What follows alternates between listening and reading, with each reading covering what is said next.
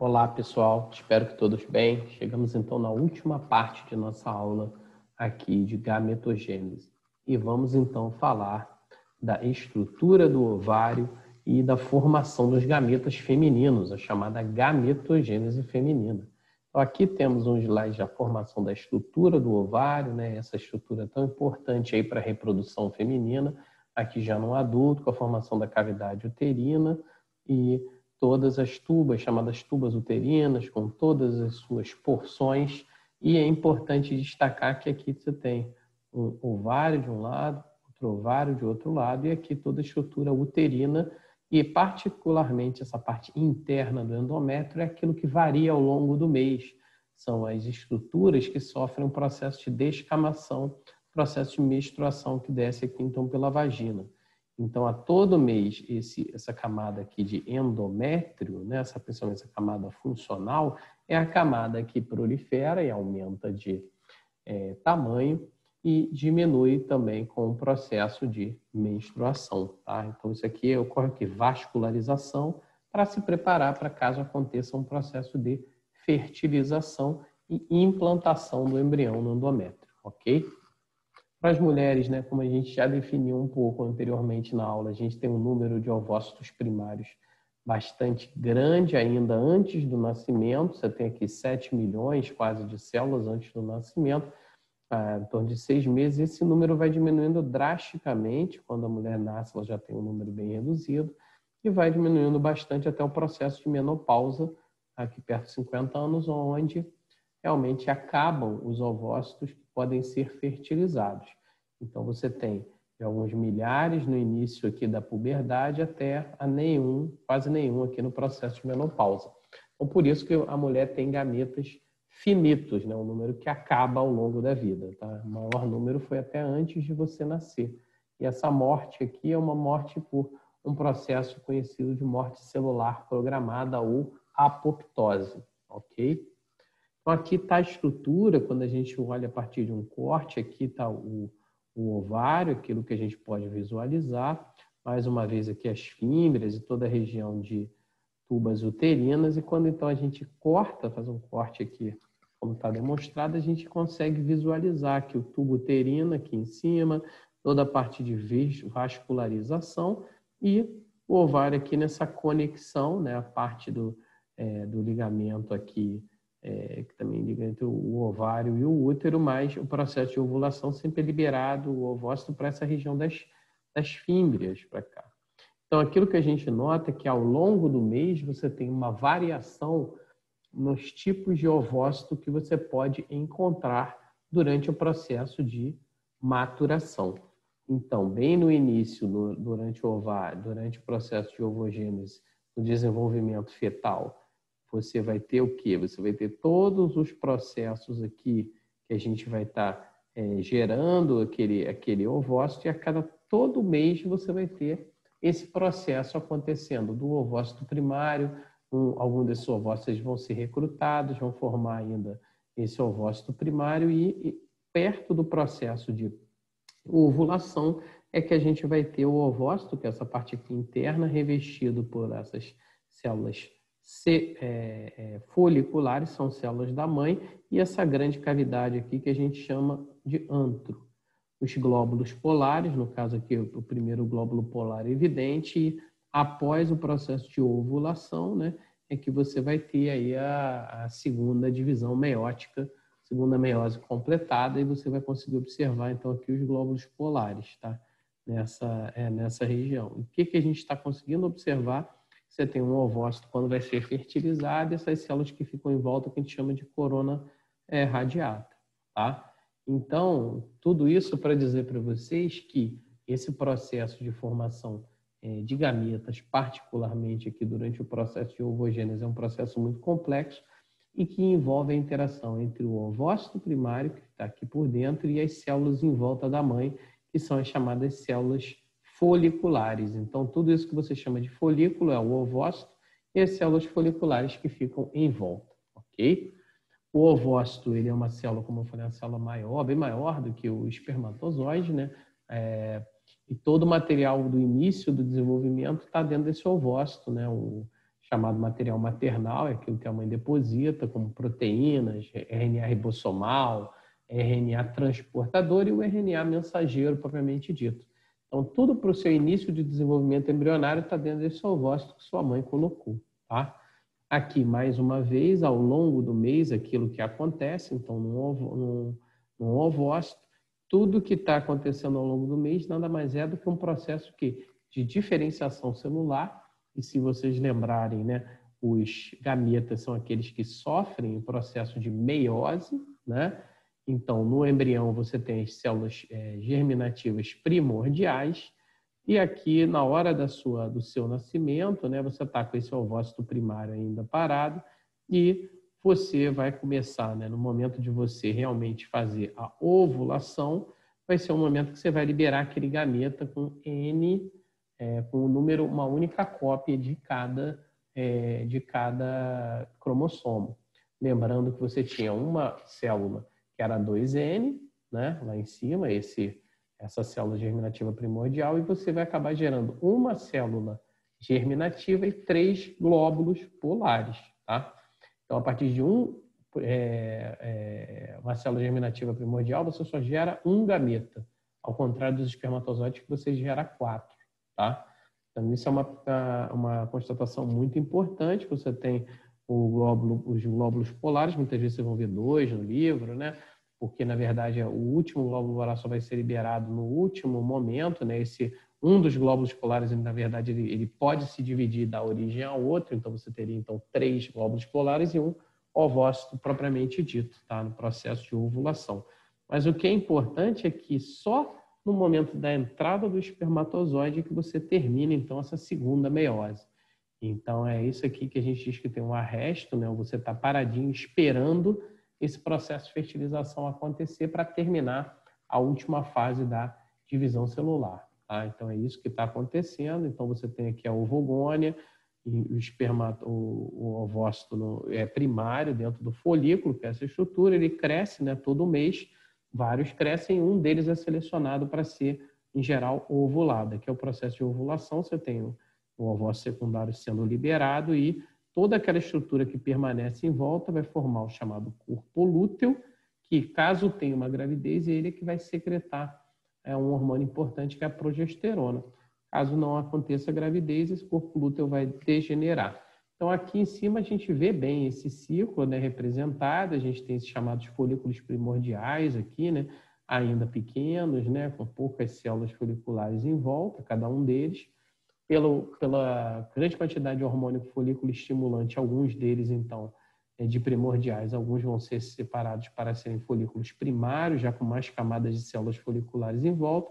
E, por último, os muito poucos, né, vão ser folículos secundários, muitas vezes apenas um, que vão ter essa característica aqui que a gente consegue ver do ovócito e as células foliculares aqui em volta. Tá? E aqui o processo de ovulação, que é a liberação, então, desse gameta. Tá? Demonstrando isso no ciclo ideal, né, um ciclo de 28 dias de uma mulher, do dia 0, né, até o dia, né, dia 28, vocês veem que a mulher passa no início pela sua fase menstrual, depois a fase proliferativa, com o aumento da estrutura do endométrio, esperando aí a concepção, gravidez, e aqui uma fase secretória, caso vá realmente acontecer a gravidez, o endométrio aumenta de tamanho e logo no final você tem aqui a fase de degeneração, né? Se não ocorrer a fecundação até o dia 24, 25, você vai ter muito provavelmente início novamente de uma descamação e o ciclo menstrual. E aqui o que acontece no útero e aqui o que acontece no ovário. Então você tem desde o início o folículo primário, folículo secundário crescendo, aqui o folículo vesicular quase sendo já liberado. Perto do 14º dia nós temos o processo de ovulação com o ovócito e essas células foliculares em volta. Tudo aquilo que sobrou, que fica no ovário, vai formar o corpo lúteo, vai secretar progesterona, bastante progesterona. Se não houver gravidez, tem regressão e esse corpo lúteo forma o corpo albicans, que é um resquício, né, de um processo de ovulação que aconteceu. Tá?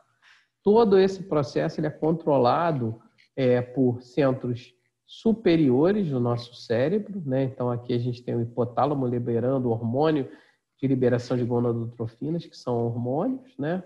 Particularmente, também um hormônio que induz uma outra estrutura, no caso a hipófise, a liberar os hormônios gonadotróficos, né? Que, como o próprio nome já diz, né? Trófico de crescimento de gônadas.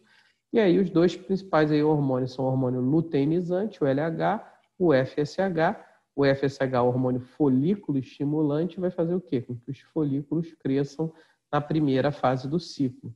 Enquanto que o LH, luteinizante, o principal papel é a liberação. Então, aqui no processo de ovulação, libera gametas, né? No caso aqui, o ovócito. Então, a gente tem a primeira fase, né? O FSH, o hormônio folículo estimulante, ele vai estimular a produção de estrogênio, tá? Particularmente no útero, isso vai fazer com que aumente bastante essa fase aqui proliferativa, né? Aumento do endométrio, e numa segunda fase, um aumento aí da vascularização, com parte toda de produção de progesterona vindo aí desse corpo lúteo. Então, você tem o quê? Uma modificação aqui no perfil desse endométrio, e esse corpo lúteo aqui em degeneração, caso não ocorra o processo de fertilização, inicia-se então a fase menstrual, ok? Então, esse é o básico vocês veem, do controle de centros superiores até o final, processo de controle do ciclo ovariano e ciclo uterino, ok? Com ação específica de hormônios.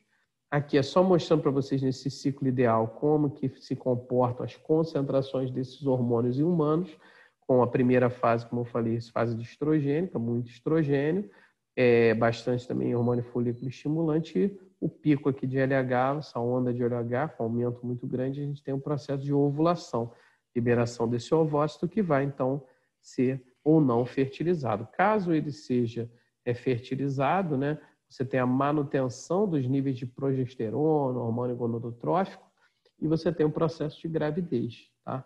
Caso não aconteça, você tem, então, a queda na progesterona e o início do processo de menstruação.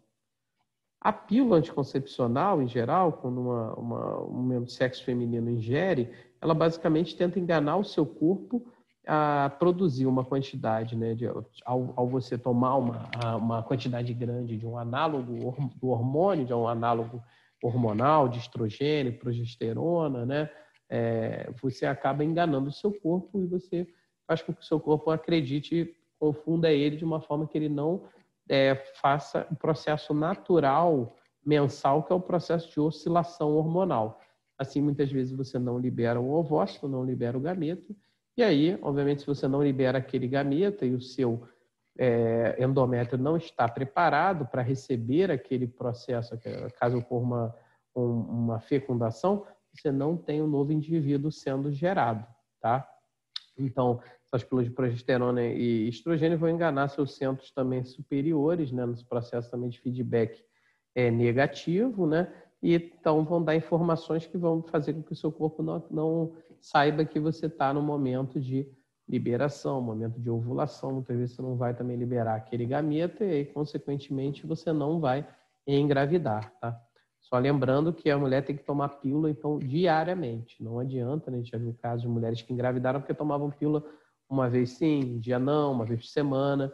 Isso não é suficiente. Você tomar um anticoncepcional fora de horário não é suficiente, né? Fora de horário, ou tomar um dia sim, outro não, sem regularidade, você não consegue fazer com que o seu centro superior, seu centro de controles hormonais, entendam que você tem uma determinada concentração de hormônio e, portanto, você não vai ovular, tá?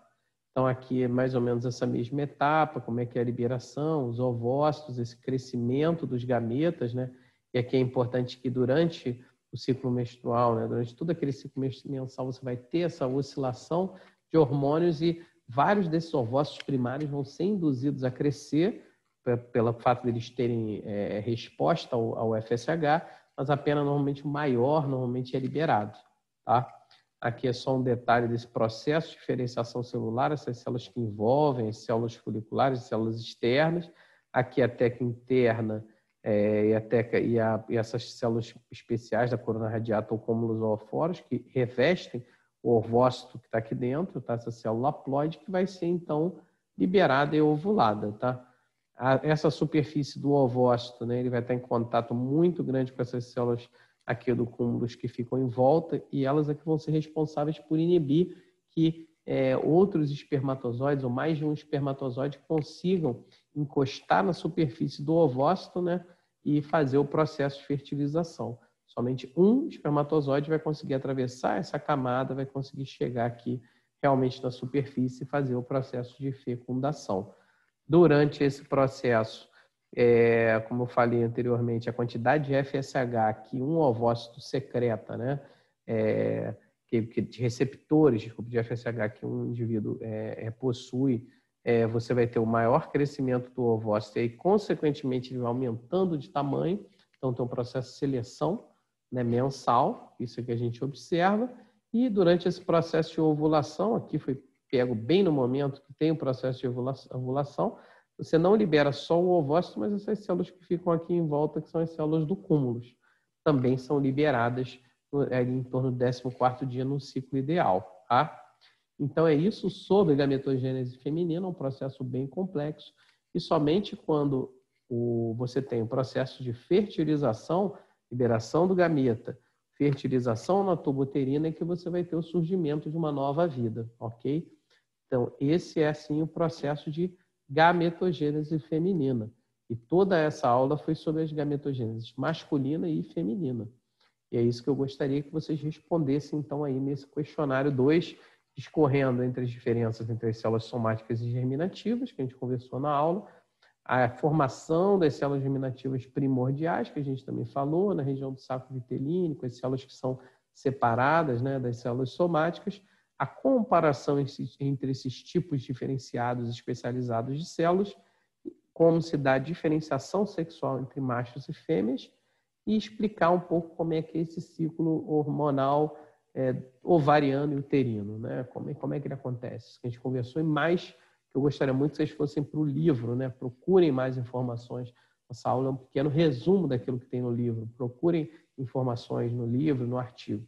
E, por último, também a questão de hormônios masculinos, hormônios envolvidos também na diferenciação de estruturas de características masculinas, tá? Beleza? Então é isso, gente. Essa foi a segunda aula da gametogênese. Por favor, responda o questionário e atenção total aí nas aulas, ok? Muito obrigado.